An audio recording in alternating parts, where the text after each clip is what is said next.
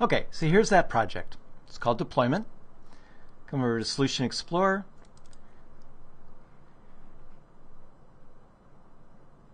And there's that very simple package. Loops through a number of files and then uses a script task in order to display a message box. Okay, now, the for each loop container is configured to read the star.txt files from a specific directory. Okay, so if I open up the edit dialog box there, go to Collections, I can modify that location, which I actually need to do.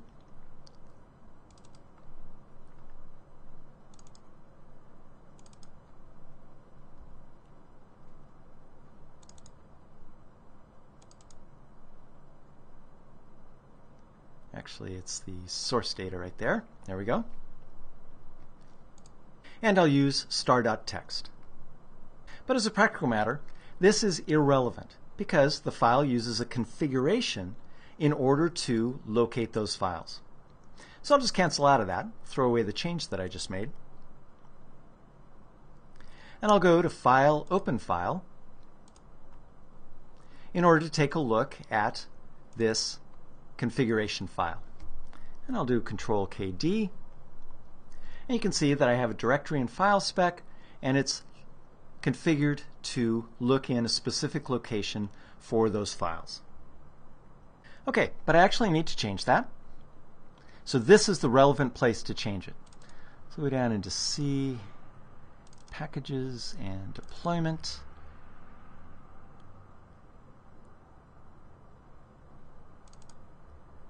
And location is right there.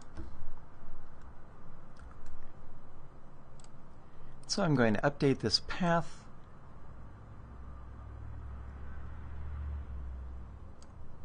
Did I get source data? Let me make sure I'm going to the right place.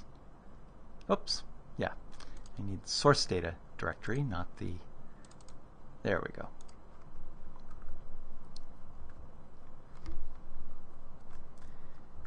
Okay.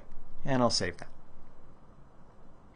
Okay, fortunately it doesn't matter if I have additional white space, so I'll hit Control-S to save that change. And so now I have updated the configuration file in order to use the correct location on this machine.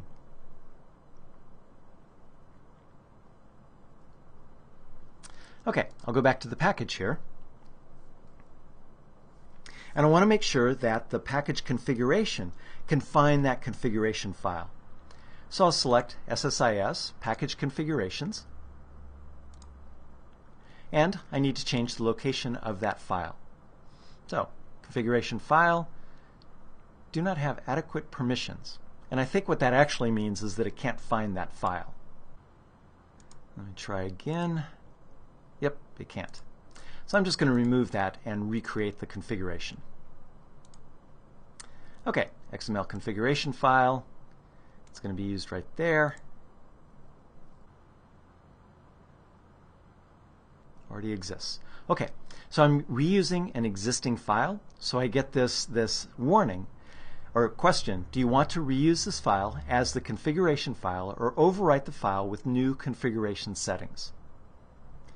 So in this case, I'm going to reuse existing because I've already modified it to have the correct settings, and so that's good. And I'll give this the same name of loop configuration as it had before. And click on Finish. Okay, and so now the configuration file is configured for this project on this machine. Okay, so I'm going to execute the package, make sure everything runs correctly.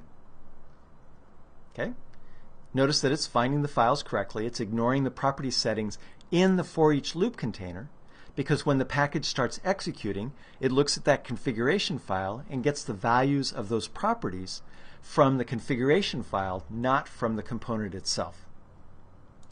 And it'll go through the 4 files that are in that directory, and the package executes successfully.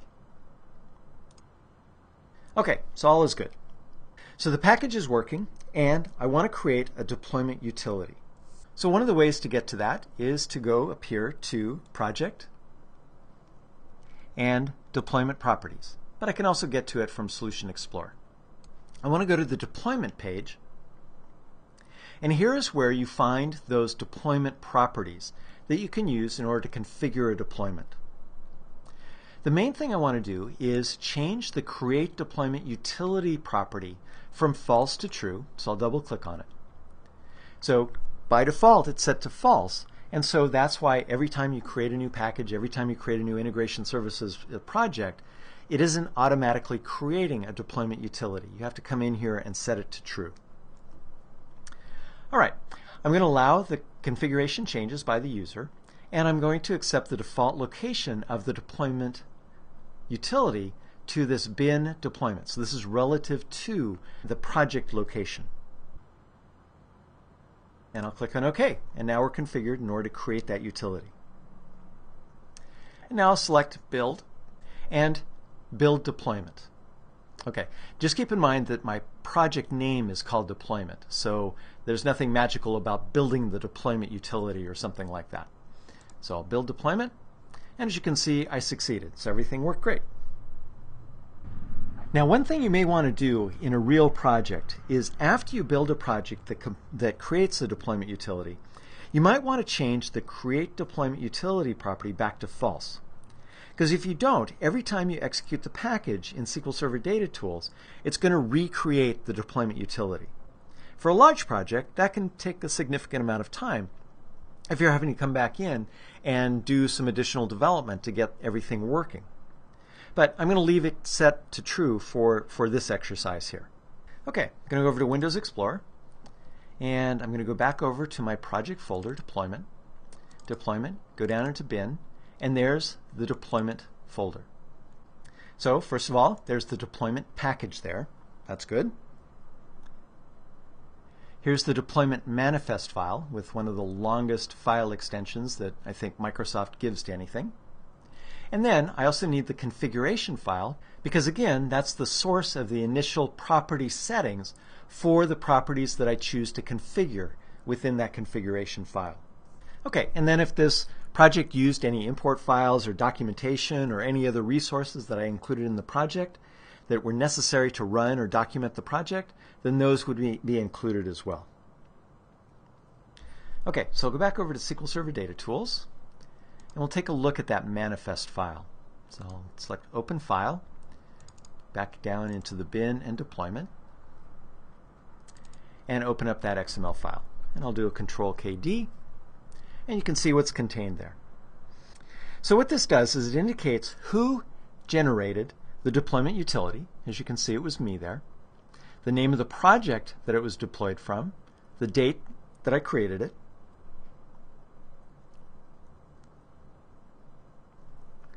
I can scroll over to the right here, and whether or not the user can make configuration changes. Remember, I set that to true, so that made it through to the manifest file. The name of the package, and then the configuration file.